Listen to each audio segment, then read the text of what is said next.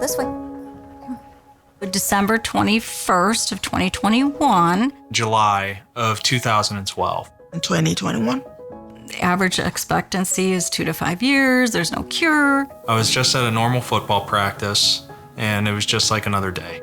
So I had back fusion, and the following day, they had to evacuate the bleeding, and they had to do another laminectomy. He told me that I had ALS, so of course I was devastated. We ran the play. I was right guard at the time. I go up to backer, running back comes up my hole, and next thing you know, he gets tackled, and my leg was under the pile, and all I heard was a crunch. I could not feel my leg, both of them. It was like a semi-truck back on my leg. That's how it feels. I thought I was gonna die. Each day is a new day that I may lose a new independence, which is really hard. It's too different thing for somebody to be alive. Another thing for somebody to be living. I want to be living. And that's what I get from rehab. I was introduced to a great physical therapist, and she came in, she was ready. She was like a coach. We did quite a bit of rehab.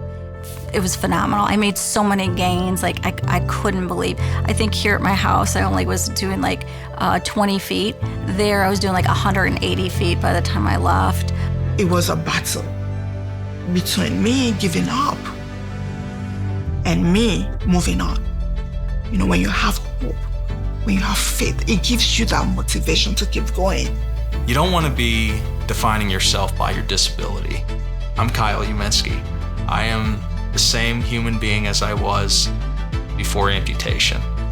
I'm involved in a lot of ALS associations. I want to be the voice for all ALS people. I hear their frustrations.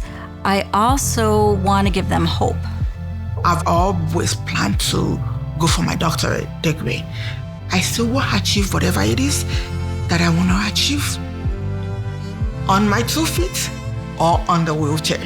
When you have family around you and you have faith, you can achieve anything, especially on the hardest days. You can give up and be depressed and waste what precious life you have, or like myself, I've chosen to live each day with love, gratitude, and hope. Nothing is going to stop me.